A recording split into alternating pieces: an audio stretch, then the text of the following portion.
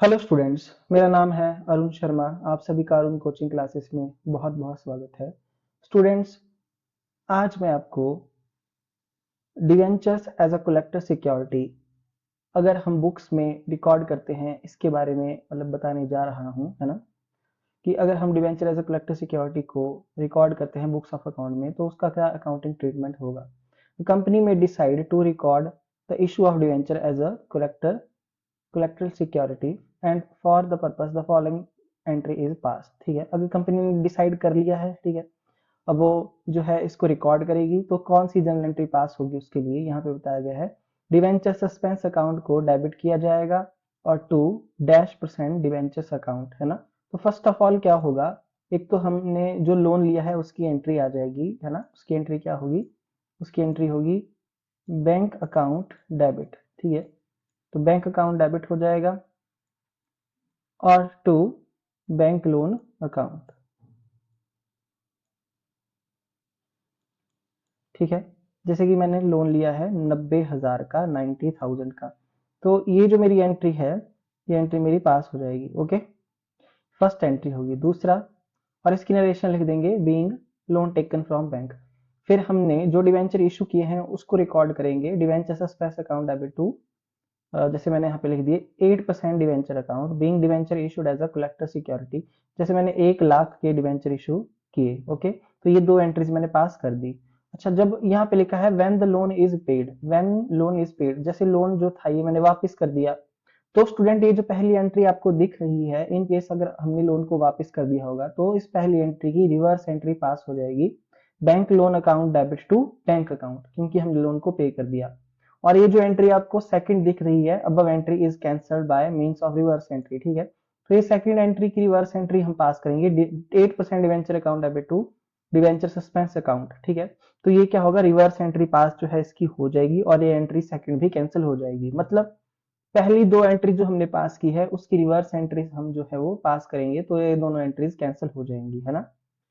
In the balance sheet, debentures issued as a collector security should be distinct from other debentures. So disclosure in the balance sheet, देखिए balance sheet में इसको किस तरीके से show किया जाएगा, ये सारी बातें अब नीचे दिखाई गई हैं यहाँ पे। देखिए, debenture issued as a collateral security are shown in notes to accounts, तो इसको नोट्स टू अकाउंट्स में हम शो करेंगे। In which the loan secured by debentures is shown. If the principal loan is shown as long term borrowings, so debenture issued as a collector security for the loan are also shown as long term borrowings। मतलब क्या है, देखिए जैसे मैंने 90,000 का loan लिया, तो इसको मैंने लॉन्ग टर्म बोरोइंग्स में नोट्स टू अकाउंट्स में शो किया। ओके, उसी तरीके से जो डिबेंचर मैंने ये इशू किए हैं एज अ कलेक्टर सिक्योरिटी, उसको भी लॉन्ग टर्म बोरोइंग्स के अंडर ही शो किया जाएगा, है ना, under non current liability on equity and liability part of the balance sheet. ठीक है, तो यहाँ पे बोला गया है the inherent principle behind it is to disclose the security given for the borrowings।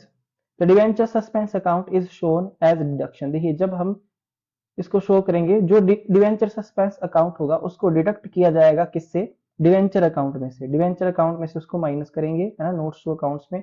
तो स्टूडेंट किस तरीके से प्रैक्टिकली करेंगे वो मैं आज आपको सारा सब कुछ करके दिखाऊंगा। ओके, और यहाँ बोला गया है कि धारा, देखिए एक एग्जांपल दिया गया है, इसको हम जो है खुद अपने आप जो है वो सॉल्व करके मैं आपको दिखाता हूँ।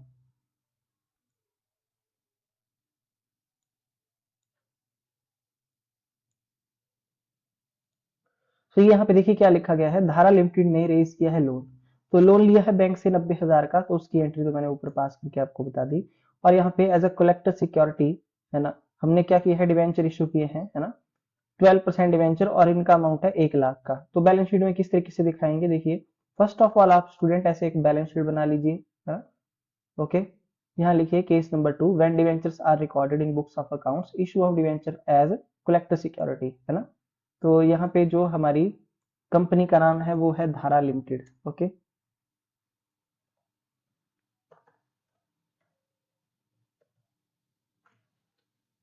ठीक है, और उसके नीचे आप एक नोट्स टू अकाउंट्स बना दीजिए, यहाँ पे notes to accounts. So when debentures are recorded in books of account, issue of debentures as a collateral security, तो किस तरीके से शो किया जाएगा। तो जैसे कि मैंने आपको बताया, इन दोनों को हम लॉन्ग टर्म बोरोइंग्स में ही दिखाएंगे। तो यहाँ पे एक नंबर डाल के लिखेंगे long term borrowings. Okay,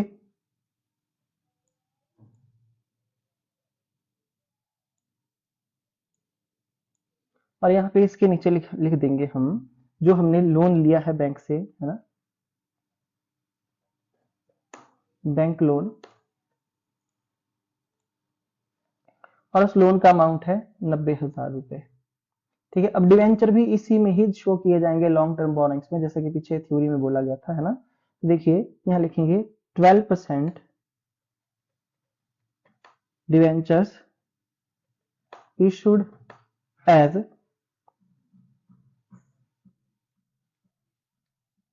collector security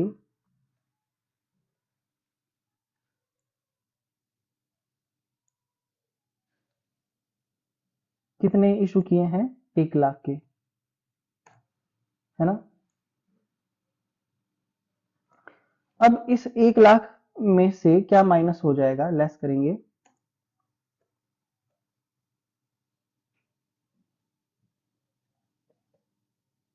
debentures, है ना, सस्पेंस अकाउंट, है ना, जैसा कि बोला गया था कि डिवेंचर सस्पेंस अकाउंट को डिडक्ट किया जाएगा सेम अमाउंट से, 1 लाख से।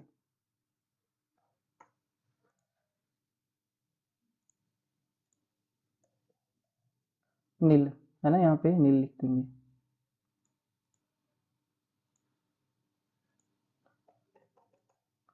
सो 90,000 हमने यहाँ पे लिख दिया है।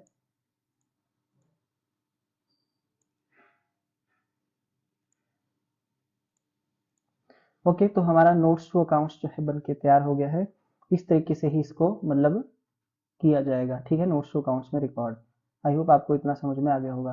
तो जब आप बैलेंस शीट स्टूडेंट्स बनाएंगे, है ना, तो बैलेंस शीट में उसी तरीके से दिखाया जाएगा, है ना, जैसा कि हमने यहाँ पे देखिए बनाया था ये इक्विटी एंड लायबिलिटी में, है ना, बिल्कुल सेम टू सेम जो है बैलेंस शीट आपकी उसी तरीके से बनाई जाएगी जैसे केस नंबर 1 में बनाई थी। बस नोट्स टू अकाउंट्स में आपको ऐसा जो है शो करना पड़ेगा, है ना। तो हमने जो है वो क्या किया था, इक्विटी एंड लायबिलिटी साइड में, इक्विटी और लायबिलिटी साइड में जो है वो लॉन्ग टर्म बोरोइंग्स में नोट नंबर 1 डाल के मैंने 90,000 रुपीज यहाँ पे लिखा है, ठीक है।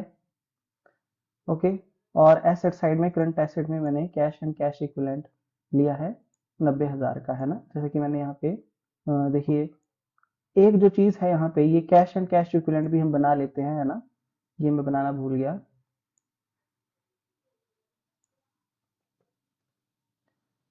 ओके,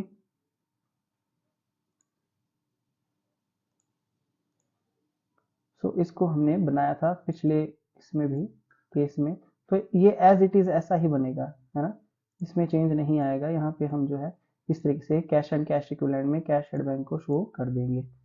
सो आई होप आप जो है वो समझ गए होंगे। तो मैंने आपको दोनों साइड करके दिखा दी, ये हमारी एसेट साइड के लिए कैश एंड कैश इक्विवेलेंट है, और ये लायबिलिटी साइड में आता है ना, इक्विटी और लायबिलिटी साइड में, ठीक है। नॉन करंट लायबिलिटी के अंदर लॉन्ग टर्म बोरोइंग्स 90,000, और एसेट्स में, करंट एसेट्स में जो है वो कैश एंड कैश इक्विवेलेंट 90,000, ठीक है। स्टूडेंट यहाँ पे आप कैश एट बैंक नहीं लिख सकते डायरेक्ट यहाँ पे करंट एसेट के नीचे, ठीक है, क्योंकि कंपनी की बैलेंस शीट कुछ और तरीके से बनती है। ओके, सो आई होप आपको ये मतलब समझ में आ गया होगा, ठीक है।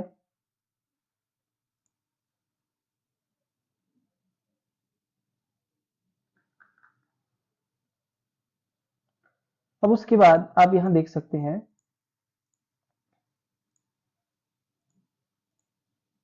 कि नेक्स्ट जो है टॉपिक हमारे पास, so on repayment of loan the company simply has to pass journal entries in reverse to effect the change, है ना। सो जैसा कि मैंने आपको बोला, ये हमारी थर्ड एंट्री होगी, रिवर्स एंट्री हो जाएगी फर्स्ट की, bank loan account debit to bank account, है ना। तो 90,000 का लोन था, ये हमने अब वापस कर दिया, रीपे कर दिया, being loan settle and the principal repaid, है ना। और उसके बाद डिवेंचर अकाउंट डेबिट, इसकी भी हमने रिवर्स एंट्री पास की, debentures account debit to debenture suspense account, है ना, 1 लाख से 1 लाख के डिवेंचर इशू किए थे, अब इसको हमने क्या कर दिया, debentures issued as a collateral security release कर दिया, ठीक है। तो हमने इसकी रिवर्स एंट्री पास कर दी, पहली और दूसरी की, है ना। तो ये थर्ड और फोर्थ एंट्री जो है आपको ऐसे पास करनी पड़ेगी। ओके, अगर क्वेश्चन में जो है वो रीपे कर दिया होगा तो।